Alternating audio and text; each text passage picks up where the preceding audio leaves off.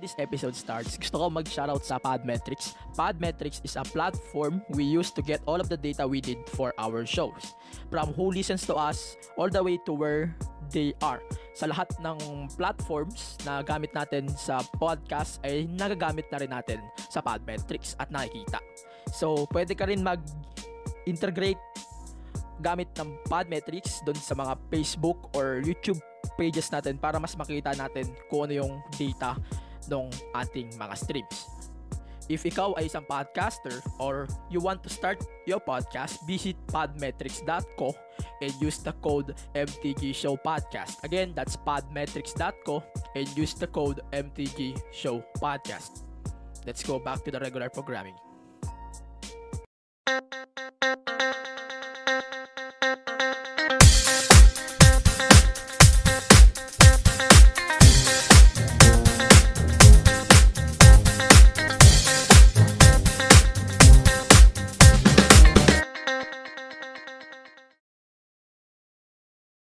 Proud member, Philippine Podcast Directory.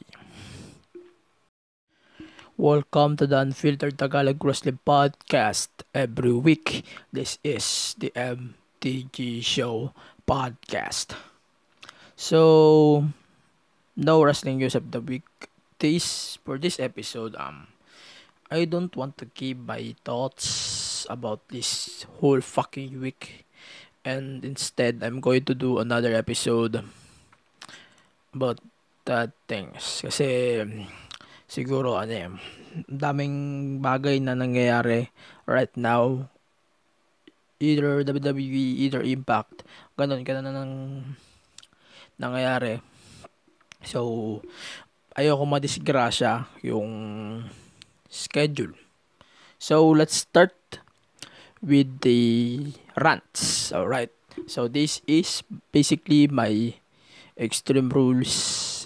The horror show, the Extreme Rules, and Impact Slammiversary review.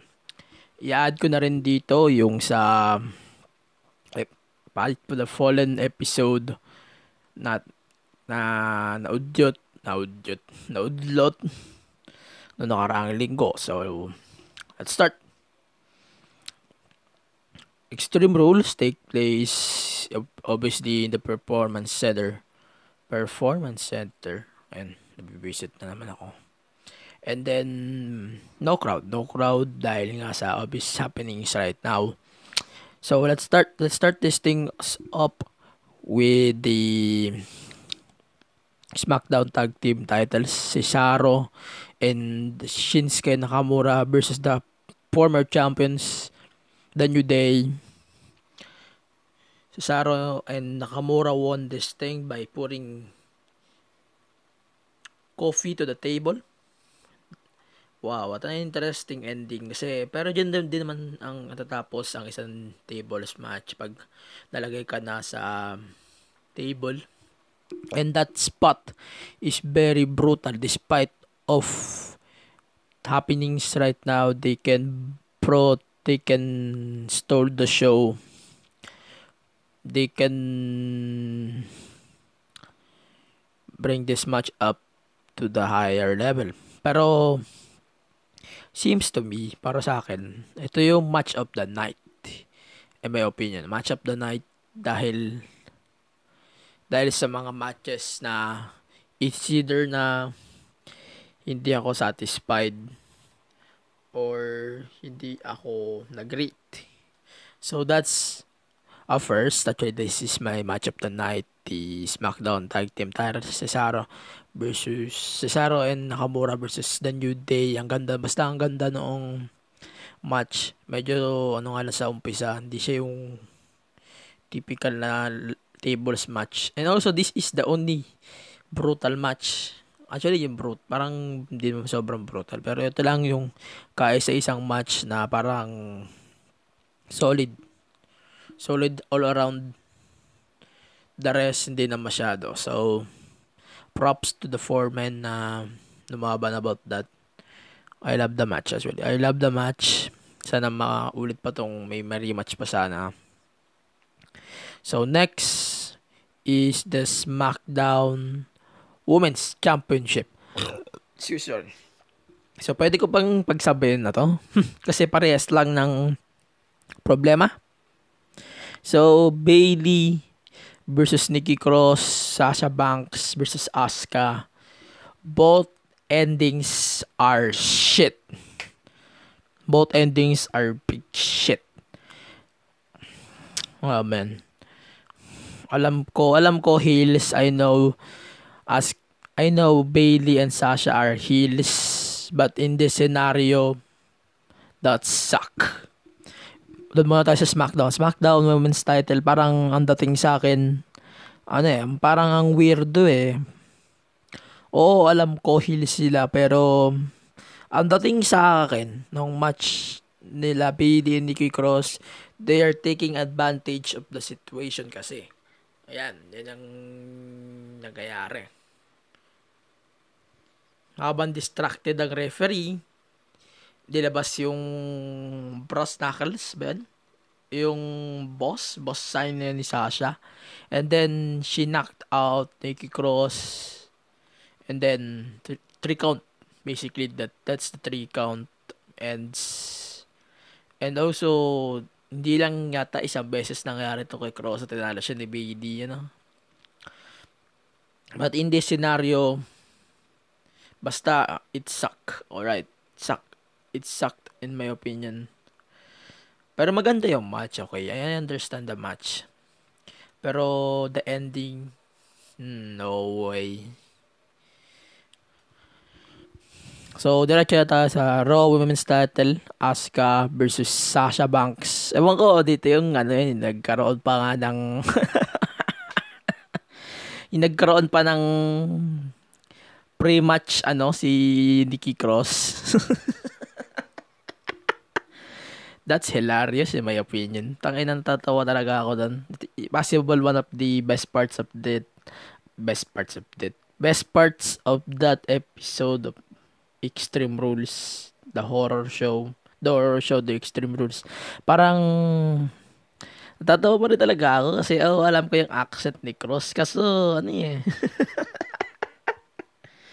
she reminds me of, parang, wait lang, di ko maalala ko sino Vicky Guerrero na face? No.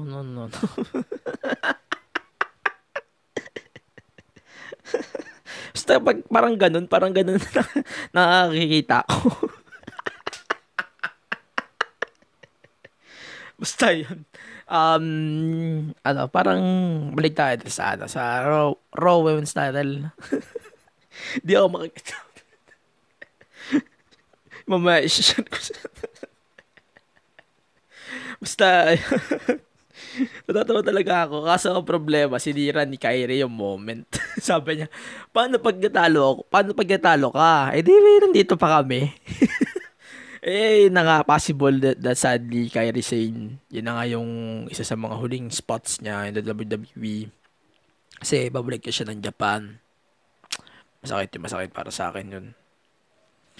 Pero possible din na sana bigyan man nila ng one-on-one match si Kyrie at si Asuka. It's gonna be kick-ass para sa akin.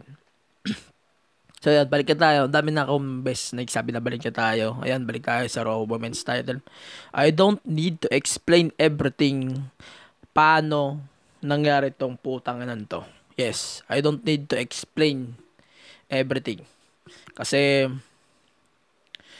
ayun, na-down yung referee and then Bayley took the referee's shirt and then sinuot niya yun, tas nagpin si Bayley, nag-count ng pin si Bayley in behalf of Sasha.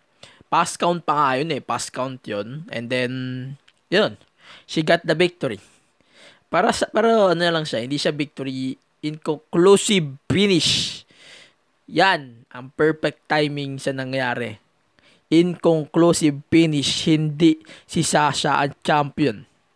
So, pwede nating ibalik dito ang Charlotte versus Nikki Bella.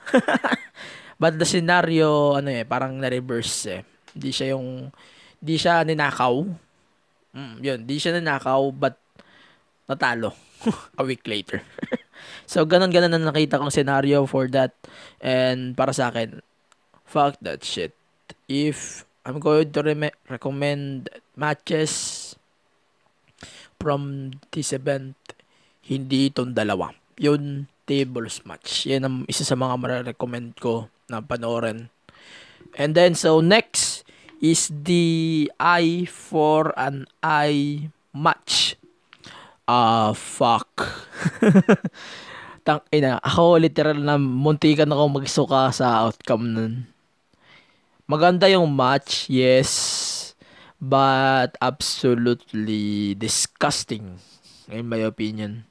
Ina yung suka ni Rollins man. Ang creep, puta. Parang nakikreepy yan ako. Doon sa suka, ina. Nakalimutan ko, muntikan na nga ako di kumain dahil dun.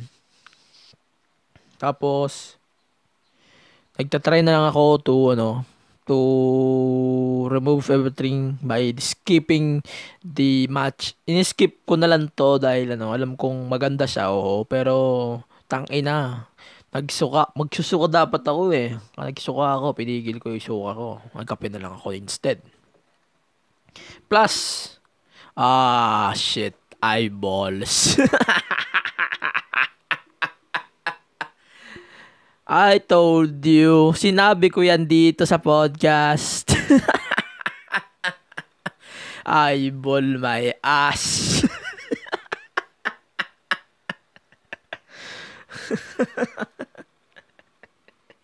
And the funny thing here is, nag-i-stay sila sa kayfabe. Na wasak daw yung mata ni Rey Mysterio. I don't give a fuck about this, to be honest. So, let's proceed na ulit. So, the United States Championship is obviously hindi nag-take place dahil siguro nag-positive daw si Apollo Crews according to the sources. Nag-positive siya sa COVID-19 and he decided not to wrestle in the horror show. So, if the coronation on that night is concerned, that's a right call, to be honest. Right call yun para sa akin. Na i-crown na si MVP as the champion itself. Pero, syempre naman, pagka maayos na siguro si Apollo Crews, they are going to do a storyline about unifying the two United States titles, obviously. Parang ganun na nakikita ko. Kung walang COVID, ganun na makikita ko na they are going to do unification things with Apollo winning the match. So, parang ganun na nakikita ko sa perspectives ko.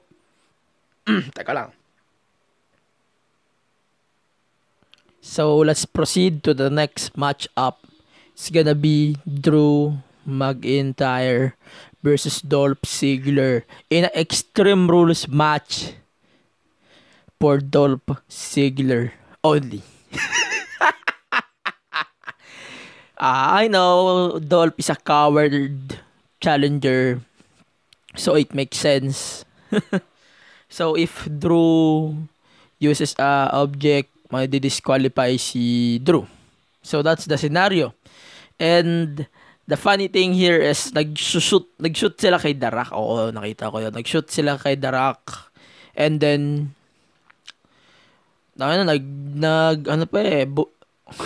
nagbandbad pa si Ziggler eh. Ayan. Claymore kick. Actually, hindi siya sobrang brutal kasi si Dolph lang ang gumagawa nung casualty. And hindi sa ayaw ko, pero parang I hate the scenario na yun. Na isa lang ang mag-ano. I know this is a coward move by a heel, but still, coward move. So, in the main event, it's gonna be Braun Strowman versus Bray Wyatt in a Wyatt swamp match. No titles. No title on the line. So, ito yung thoughts ko. Actually, that match, meron siyang message. Oo, meron siyang message. Basta pakiramdam ko meron siyang message na possible na magduktong sa susunod na storyline between Braun and Bray.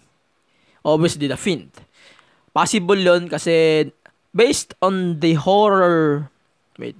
based on the White Swamp match, obviously, na magtutuloy-tuloy ang storyline. Obviously, meron pang next chapter, which is SummerSlam. They're going to build this week. So,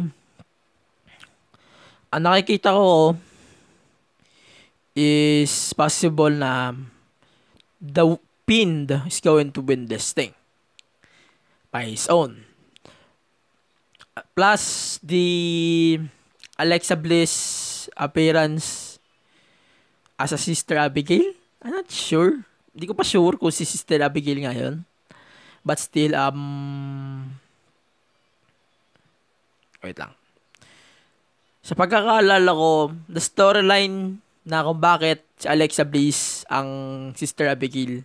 Kasi, 'di ba, mixed match challenge, parang pinapain siya Sa storyline, ang lumalabas, parang ginagamit ni Bray yung kalibugan ni Braun kay Alexa to bite her or to bait him to the equation. Parang gusto niyang gamitin si Alexa Bliss, di ba nga magkaibigan yung dalawa.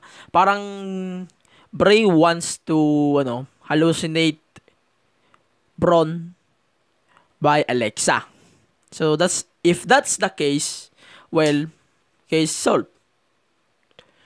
The next chapter is sure Alexa Bliss is going to make a distraction on Braun Strowman if that's the case. And also, nag-post din ako sa page if mag-accurate kaya yung prediction ko na pwede sila mag-split up ni Nikki Cross silently because of the storyline. Sana ganun ang mga possible. So, ito na lang huli. Bago tayo pumunta sa Impact ratings ko, the SmackDown Tag Titles is match of the night in my opinion. That's 4 out of 5. The SmackDown Women's title and the Raw Women's title combined 2/5 because of the shitty ending. Obviously, shitty ending. Combined yun na 2/5. And then, eye for an eye, hindi ko siya nirate. Obviously, dahil nagsuka ako sa episode 10. Nagsuka ako sa match. And then, the United States title is obviously not rated. The Drew versus Dolph match, 3 out of 5. Obviously, dahil sa ibang spots na para lang kay Dolph yun. Minus points yun para sa akin. Pero as a coward challenger, good pa din yun para sa akin. Pero, wise decision, 3/5. And then, the main event, the Swamp match, di ko din ni-rate. Hindi dahil sa hindi ko gusto yung match, kundi that's a tradition here in the podcast na every cinematic match, I'm not going to rate them. Simula pa lang yan nung Double or Nothing. Ewan ko kung pagkatapos ng Double or Nothing, hindi na ako nag-rate ng cinematic matches. Kasi pakiramdam ko sa mga cinematic matches na to, it's more on a movie. Parang movie lang siya na na pwede kong panoorin anytime, anywhere. Hindi lang sa isang noodan. Kaya that's why hindi ko nire-rate ang mga cinematic matches na to. Because alam ko, meron mga story dyan. Meron mga hidden details about storylines na nako-connect sa mga cinematic matches. But still, for the better good, hindi ko siya nire-rate. But, gusto ko yung White Swamp match para sa akin. Gusto ko yung match na yun dahil sa pagiging mind-blowing tsaka mind, dahil lang sa solid na mind games ng match na yun. So that's why I like this thing. Pero kung uusapang Bray Wyatt na mas gusto ko yung Firefly Funhouse in my opinion over this thing. So, yun na. Tapos na ang aking The Horror Show, The Extreme Rules review. Let's move on to the Impact Wrestling review. So, that's Slammiversary 18. Tama ba ako? Ayun, tama ako. Slammiversary 18 take place in obviously a studio lang yan. So, the first match of the night is a return. The Rascals versus the Motor City Machine Guns. What a match actually. Pero basic lang to. Return lang to eh. So, kahit pa paano, nakaramdam ako ng satisfaction dito sa match na to. I don't want to spoil everything. Wait lang. So, I decided to give them 3 out of 5. Siguro satisfaction lang for a typical tag team match up itong nabigay nila sa akin. Kaya that's why I give them 3. But hindi ko sinabing maganda yung match. Sabi ko lang satisfaction. Siguro na-satisfy niya lang yung things na gusto kong panoorin. At saka yung expectations ko. Sa tingin ko nag-exceed yun dahil sa event na to. So next thing is the TNA title. Obviously this is not, and since this is not a sanctioned thing, but still, alam mo yung ganito ang tunay na extreme WWE.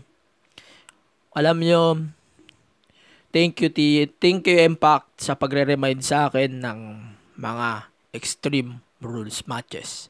Despite of the situation in the pandemic, wag magpatay ng isang pay-per-view.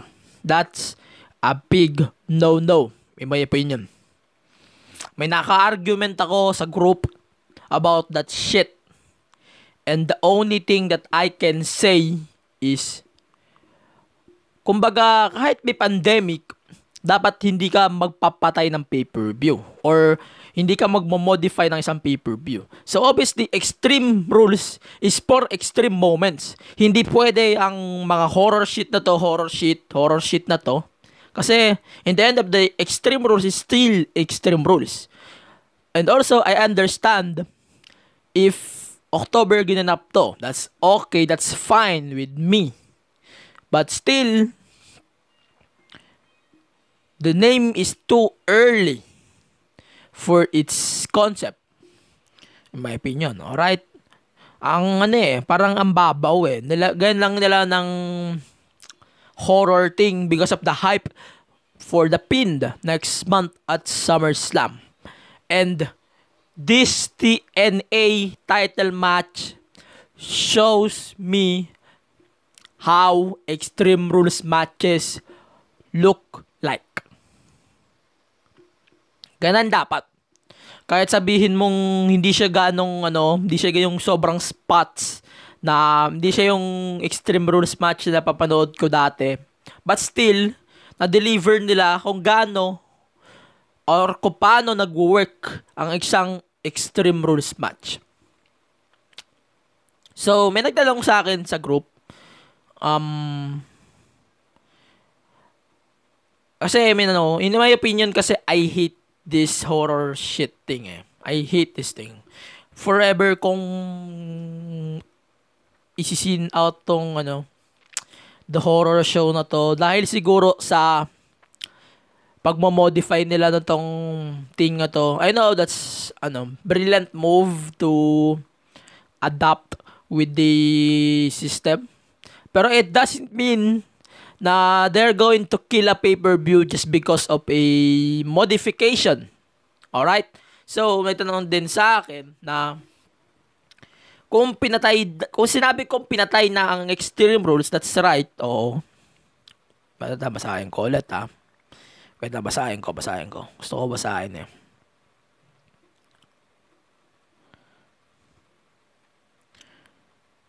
Wait lang, hindi ko mabasa.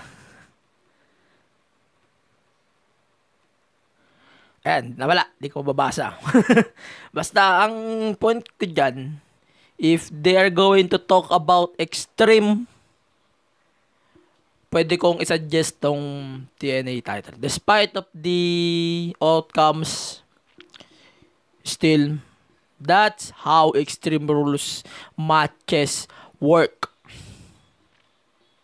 And TNA title match, despite of its hindi na deliver na expectation, and tsaka hindi na rin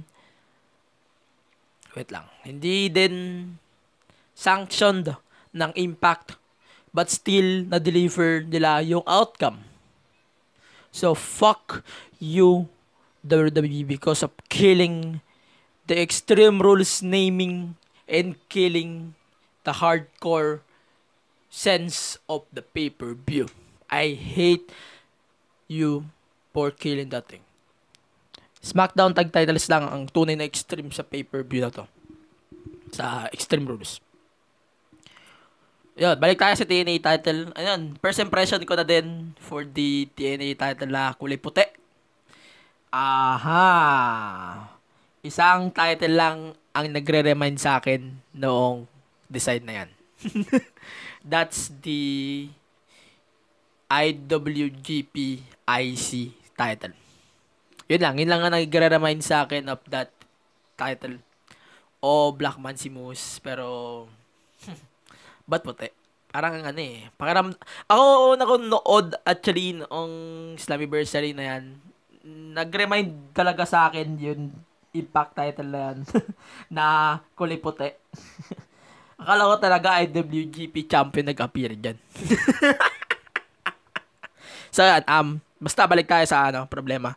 TNA title, binigyan ko siya ng, actually dapat 3 lang to eh. I gave it 4 because para sa akin, na-deliver talaga dapat netong TNA na title match na to kung paano dapat mag-work ang isang Extreme Rules event.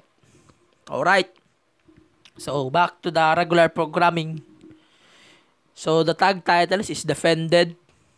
The North versus Ken Shamrock and Sami Callihan. Since ngayon lang din ulit ako nanood ng Impact. Ewan ko kung kailan pa yan huli kong nood. At ewan ko, pero ang weirdo na ng team song ni Sami Callihan. Yung Divided. Yung Rise, yun yung ginamit sa Women's Elimination Chamber match. And obviously, itong team na to nila Ken Shamrock and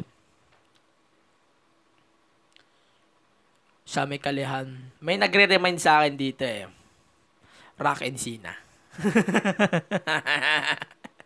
Yun lang talaga nagre-remind sa akin about that shit. Basta yan. Para sa akin lang, satisfied ako sa outcome, but I hate cliched endings na they're going to argue in the end, assault, distraction, and then bang! Retain the title. And then, that's, actually, 2 out of 5 lang. And then, the TNA Women's title is gonna be Jordynne Grace versus Deonna Purrazzo. Wow. What a match. What a way to keep Jordynne Grace out of the picture. And since Deonna Purrazzo is a former WWE superstar, siguro, nabigyan na to ng treatment. Kaya ganun na nakikita ko. Tsaka ang brutal nung nung double armbar na yun. Tangina. Kahit likod ko, di ko maabot. Parang ang brutal eh. Basta ang brutal eh. Alam kong di ko inaasahan na ganito yung outcome eh. Akala ko nga magre-retain pati eh. And then, ayan. So, yan. Binigyan ko siya ng 3 out of 5. Because of the satisfaction naman sa match. Maganda yung match. Medyo hindi lang siya pumapabor sa panahon. And then, the main event is a 5-way match between Eddie Edwards, the new Impact World Champion, Trey Miguel, also known as Miguel na lang, Trey na lang, and then Ace Austin, Rich Swann, and Eric Young. First thing, bago ako magtuloy-tuloy, welcome to Impact Wrestling Heath Slater, also known as Heath. Also, welcome to Impact Wrestling Gallows and Anderson. Tsaka welcome back EC3 and Eric Yang. At saka yung Motor City Machine Guns. I love the segments, to be honest. Pero balik na tayo sa Impact World Titles. Para sa akin, na-deliver yung match. Oo. And obvious dahil elimination match to. Meron akong na-predict na isang match na possible mangyari after that. Actually, hindi lang isa. It's gonna be Eric Young versus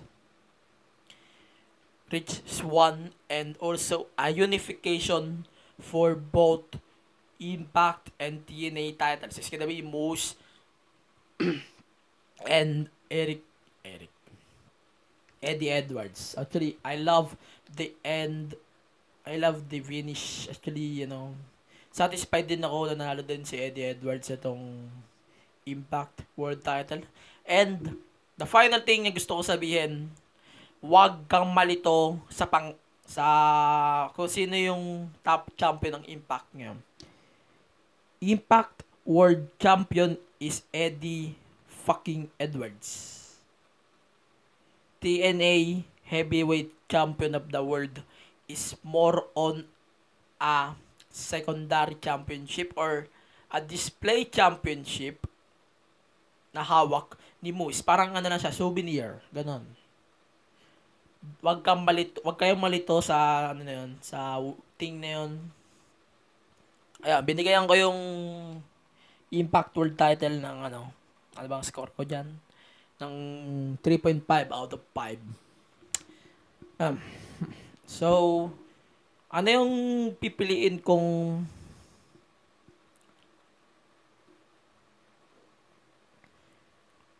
event of the weekend? So, I'm going to pick Slammiversary over the horror show. Sorry, sadly.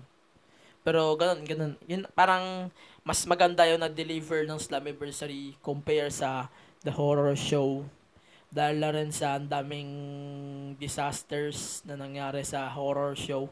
And mas na-deliver ng Slammiversary yung hype moving forward to the future shows. Parang mas na-deliver lang ng Impact yung expectations at saka yung hype na hinipe nila for the last few months. So, yan. And then, dagdag ko na din, Fight for the Fallen. The main event is Jon Moxley versus Brian Cage. Actually, the match is okay. Good. In the end, another AEW cliche. Pag protected yung kalaban, towel lang katapat. Well, meh. Yun. Okay lang sa akin yung match. Sana bigyan pa ng rematch to. And sana this time sa rematch na to, mabigay na nila kay Brian Cage yung panalo. And I hope that gusto ko mangyari yun. So basically, wait, nadidigay lang ako. Yun na. That's the end of the episode. Sana na-enjoy niyo yung dalawang pay-per-view. Sana satisfied kayo sa outcomes. So, for more episodes, follow the podcast on Spotify, Apple Podcast, Google Podcast, and other podcast providers na alam ko meron kayo. And then, follow the podcast on Facebook, Twitter, and Instagram. Facebook.com/The MTG Show Podcast. Twitter and Instagram, The MTG Show Pod. And basically, the next thing na ganito kahaba ang episodes gonna be SummerSlam.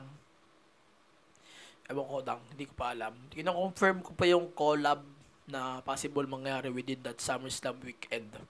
Abangan nyo yung announcements sa podcast page ko sa Facebook. Madami kaming niluluto na collaboration. Ewan ko kung magtutuloy-tuloy yun. Tsaka isa pa palang shoutout pa. Sa brain cells, especially brain cells Aiko. Sana magpagaling ka. Yan, alam ko. Nakakita ko yung post na she will take a leave of absence sa podcast nila. So, pakinggan niya pa rin yung podcast nila kahit wala si Aiko, kahit wala si Hillary. Yun. Sana magpagaling ka sa kung anong nararamdaman mo. Yun lang. Tsaka shoutout din sa WWPHC, tsaka sa HXC, yung WWE Classics group, tsaka sa Philippine Podcast Directory for making this possible. So,